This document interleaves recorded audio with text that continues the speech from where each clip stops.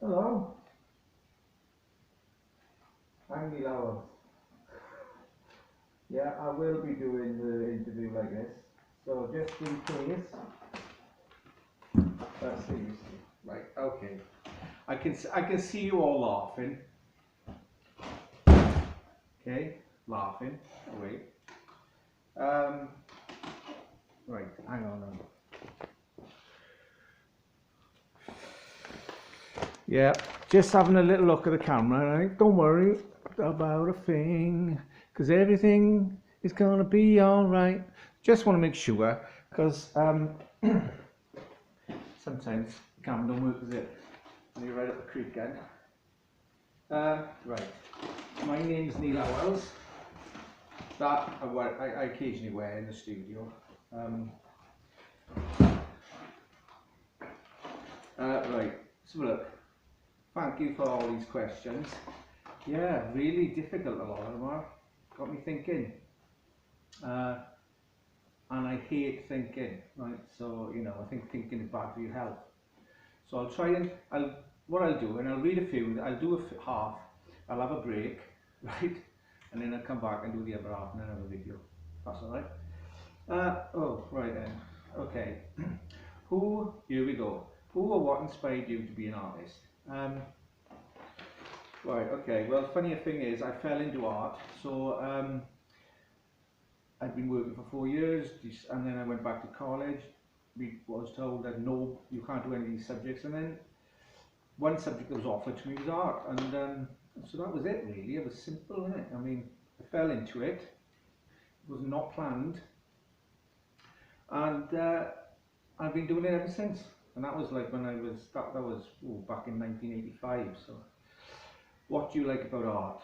I suppose what I like about art is when I went back and done college, I raised the question in myself when I compared how an artist got from a figurative drawing to something which was quite expressionistic. So that intrigued me. And the artist I'm thinking of is Henry Moore, this British sculptor. And I was just curious how he got from what you consider is an illustrative person, human, and he got from that to his more conceptual pieces, which are circles and carved out and weathered looking materials. Anyway, that intrigued me, and I suppose that got me into art. So I've been trying to answer that question ever since. How did you get from A to B? What age did you start painting? Well, I mean, like I just said, I went back in 1985, so I was a young 20-year-old then, to do A-level art. That's why I realised this was where everybody went after school. Nobody told me. But I went, yeah, so I worked for a while, went back to art. But you can always think of, I mean, everybody loves drawing and painting when they were a kid, and you know, I can remember people used to come into my mother's father's house and go, "Oh, look at that drawing he's done. Isn't it brilliant, Shirley?" It's all right. It's all right. No, so I always used to get told by strangers, "Oh, he's going to be an architect or something." I'm glad I proved them wrong. Although I do a bit of architecture, but I never get there. I don't. Done a birdhouse once. Right. Where do you usually do your art? Well, here we are. This is my studio. I've moved around over the years from disused factories to outdoors, environmental, to where I am now. And what I like to say about this place is quite secure. It's 99% dry, and that's about as good as you can get, I think, as an artist. You want somewhere secure and dry, so the work is there when you go back. Many times when I was working in factories, I go back and the work could be pulled around by, you know, kids, people like you lot. But that in mind, I used to, you know, in something used to intrigue me then, you know, how people interacted with the artwork and that. So, you know, you just make, yeah, you can see things and everything basically, can't you? Right. Where do you get your ideas from before you start a painting? Funny thing is, paintings usually lead on to other paintings, which lead on to other paintings, and it's just one continually uh, sort of a leap. You're leapfrogging from one idea to the other. Something you picked up in one idea, in one painting, will lead on to another painting as you're painting it. But you usually got about 6 or 7 pieces on the go anyway. Uh, and what I would say to that question is that I like to sometimes work outside art painting. So I'll try and get some inspiration from doing different things. Like I was doing animation not so long ago, and more recently fashion. So collaboration like that, and animation and anything else you do outside can always feed back into your artwork, which is this is what you know, because what by working outdoors it sort of just gives you a new inspiration towards your own work. Okay.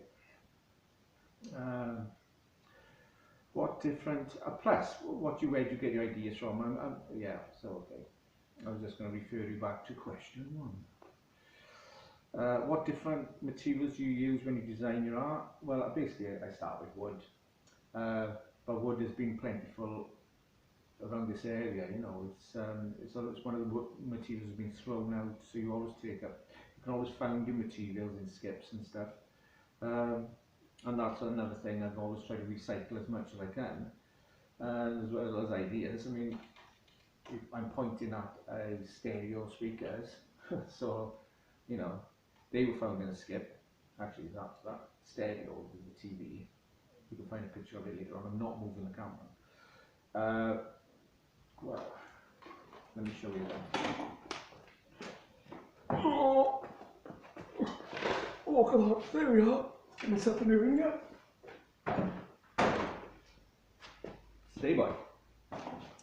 That belonged to a artist, a female artist in Wales. She didn't know I got it out of a skip. Along with all the other paintings she was throwing out in Cardiff. I won't say who she is. Yeah, so you know, that's the type of materials I use. But it's mostly hardboard, but whatever I can find is pretty good as well.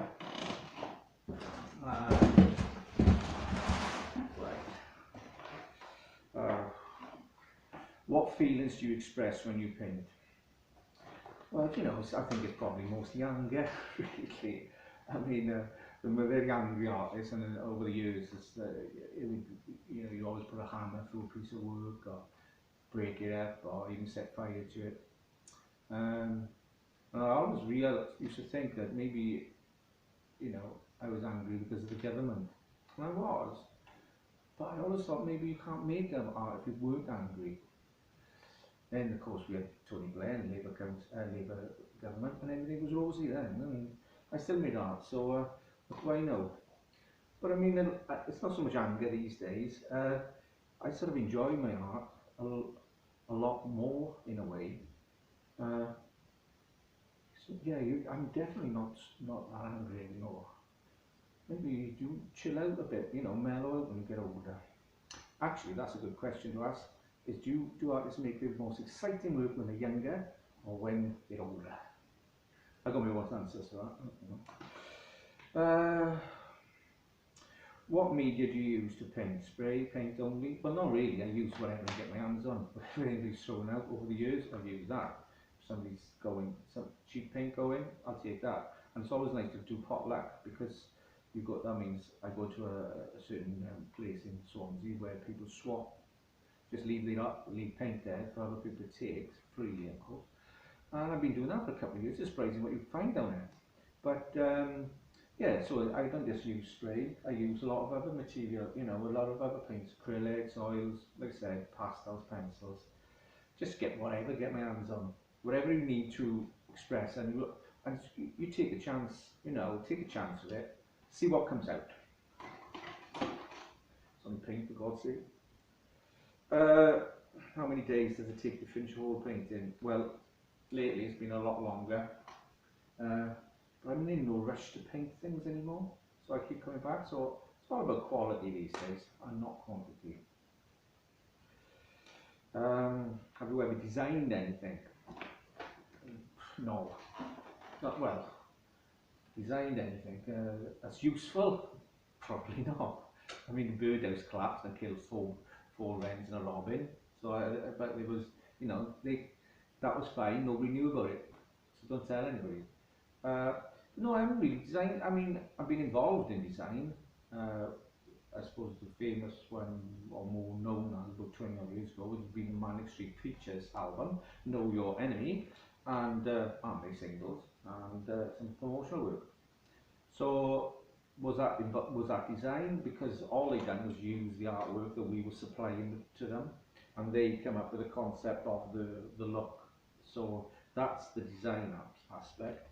So I wouldn't. I mean, as for the fashion, again, the clothes was already arriving, you know, designed.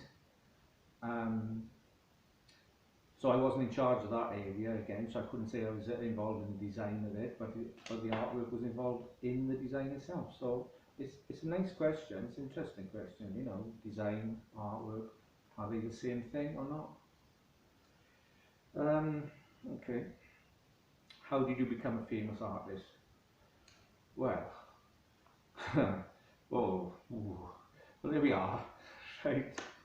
I got when I flicked through these questions earlier on, and I thought, oh, this is a good one because I'm not famous, right? Let's get that out there. There's no way I'm famous. I mean, famous is having your name on a pair of socks, for Christ's sake. I don't see my name on anybody's socks when you go shopping, and people call me Neil, not Howells.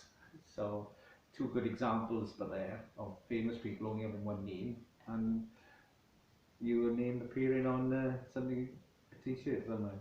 I wouldn't say I'm famous at all. How do you become a famous artist? Well, okay, taking the fact that I'm not a famous artist, and how do you become one? Well, you're asking the wrong person then. I mean, I've got my own ideas. I mean, you know, walking around naked with your name on your back wouldn't mind, you know, down Oxford Street, what's all that about? Could do that, I get it in the papers. And I think, for a lot of the time, that's what you know, we enjoyed doing. It was about putting the work that we was doing on the front page and not have it on the back, on the middle pages. And at certain points over the years, we were successful in doing that and really annoyed a lot of people. And we got a lot of attention by doing that as well. Putting it on the front, got it on the front page, and that's something which has always sort of wanted me to do. Is that how do I get art, Welsh, whatever, art on the front page? And I'd like to think we were successful doing it occasionally. I don't know if I ever got credit for it. Probably got alienated more or less with the Welsh lot. But a good example would be the Venice Biennale, where Wales was out there for the first time, and I went and I've done some TV work where we completely say it's outrageous that Wales have got an Irishman. It's like a joke, you know, Irishman, Frenchman. Oh, who was it? Irishman. What was it? Anyway, there was only two Welsh. There was four artists, two Welsh, and they didn't even live in Wales. There was four artists in all. And you know, they're all successful artists, right? Anyway, it wasn't good enough for me. They shouldn't be there. But what we done with that, we actually got so much attention from it. You've got to Kim Howells, who was Welsh, who was the Secretary of Arts and Culture to the Blair government. He was answering questions on it. Caught him out of brilliant because he didn't know the answers about why didn't Welsh artists go. He didn't know any Welsh artists at the time. Not. Anyway, we put it on YouTube. We want to say it is good. But we weren't given any credit for that. Nobody was interested in Wales being in the Venice Biennale except the artists involved. And that was my thing. A lot of the public don't care for art. Just don't care. Especially around here. I mean, it's the last thing on their minds. Do you know what I mean? So we try to make it exciting, for make it interesting, make it accessible. But it's still, a lot of the artists maybe are so sort of stuck in the old way of thinking about art and not really bringing it to a new generation of people, then, you know, and the way we thought of doing that was through controversy, you know, newspapers. It wasn't, there was a little bit of internet at the time, but nothing huge. Anyway, go and Google it, it's really interesting. Right, how to become a famous artist. That was how to become a famous artist, wasn't it? We didn't do that one. How do you make art 3D? Right. Oh, by the way, you probably, a few of you just want to leave the class now. Are you all in, aren't you? Well, you know, don't worry. We've only got a couple more you've sent me to do, and then I'll have a break again, right? So, okay, right. Actually, I could have done some more. Right, how do you make 3D art? How do you make art 3D? Okay, well, that's another interesting one. When I went to college, I was very interested in sculpture. And for a while, I didn't know whether I was doing the right course, painting or sculpture. But then in the end, I just started nailing things to the wall. So combining my interest in ready-made objects, and then with painting on those ready-made objects, I sort of combined the both forms of the way. And that was the way I learned about art, really. I'll try and deal with that a little bit later in another question. How many paintings have you had in the gallery? Well, we've done quite well. I mean, 2012 was probably our best year, where we had 2 large exhibitions in London simultaneously in 2 large venues with 2 very big with very big works in each. Then in that year, I think we counted. I think it was 6 or 7 capital cities around the world: Quebec, Milan, Paris, New York. So it was a very good year. We should have got a couple of years like, I wish that was every year, but it wasn't, right? So, but it came at the right point, and it sort of got us up another level, another notch on the ladder to the top of where where art is really taken seriously. How many paintings have you got in the gallery? Well, you know, we've had a few shows over the years, and I can tell you what I used to do when I was starting off, and we used to work with the Washington Gallery. I work with the John Martin Gallery now, up in London. But when I started off, I used to try and make whatever show we had contemporary and affordable. So I made sure there were small pieces in there, medium-sized pieces. Then I'd always try and go for 1 or 2 really, or 3 big pieces. So it wouldn't look too much like a local art show. It'd be more contemporary in its look. So that was always my, that was my aim whenever I put shows together. First of all, not overdo it, but not underdo it either. You know, and there's a trick to doing a good exhibition. You can put too many paintings in, and that was just like so. Or you can, reduce the amount of paintings and just put 2, 3 bold pieces in. Actually, like a last show up in London before lockdown in Chelsea, there was only 3, 4 paintings in this large exhibition space. Right. What is your favourite painting by another artist? I guess one of those artists. There you go. One of those artists I remember in A-level was Picasso, because I was quite naive regarding art, and I remember seeing Weeping Woman, and it was like, again, a bit like Henry Moore. How would you get from a woman to a weeping woman, and the way he does it? That was I could see it now. So those are the works that stay with me. That's for painting. My most have I got a favourite painting? I don't have a favourite painting as such. A lot of my inspiration came from film, the cinema, competing with the cinema, this is why the works are so big. Because, I want people to walk into a gallery and they see this one piece of work immediately, and it draws them in. And I feel like that's where I'm trying to compete with cinema. That's why I love cinema so much. And then so when I see something big on the screen, I want to replicate that. I want to compete with that. So I want people to say, Shall we go to see the new James Bond film, or should we go to see that exhibition by Neil Howell? James, no, let's go to see Neil Howell. So I want to, I want to give them their money's worth. So it's a big decision, and anyway, so the cinema, Star Wars, Close Encounters of the Third Kind, and then so forth, all the ones I discovered while in college then, and now, and that. But those early works when I was about 11 years old, was it Star Wars and Close Encounters when I saw them first? It's incredible on the big screen. So though it would be my favourite, as for paintings, don't think they have. If I think of something on the way as I go through this, I'll say. What do you plan your artwork or just create it? Funny thing is, I was thinking about this the other day. Artwork, I'm going to put lights on in a bit. Artwork, I remember I used to think, when I used to keep sketchbooks a lot, and I used to look at sometimes what I had done in the sketchbook and what I was doing on outside the sketchbook, and I thought the sketchbooks was more exciting. And over the years, I think that has actually happened. I work now as if I'm working in my sketchbooks on these paintings. So intuition is a lot of it now. So I just experiment with it and see how it comes out. I think what a plan of the work is, yeah, I have an idea of what I want it to look like, but it's like this one here. What once you've done something which you've thought of, and it's basically got out of your system. So then it's like a starting point to the actual painting. Okay, it's weird, isn't it? So you've done that. You've got it out of your system. Now let's see. Let's chuck a bottle of paint in it. Let's see where we can go with it.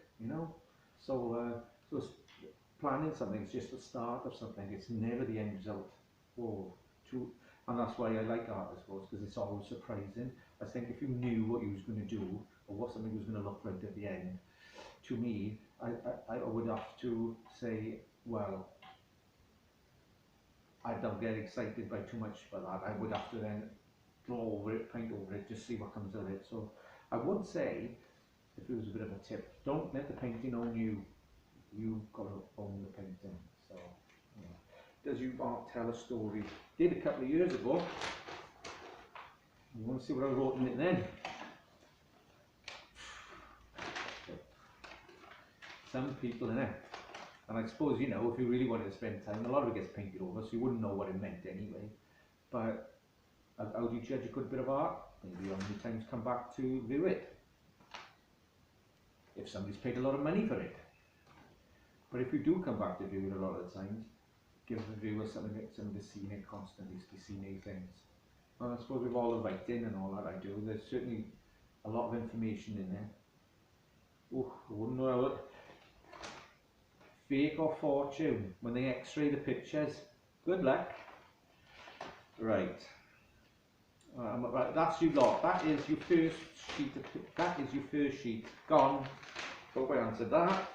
Done and done. Big tick on that. I know you're all clapping in the class. I know you all think, oh, isn't he good? Brilliant. He answered. He's even done even more than I thought he was going to do.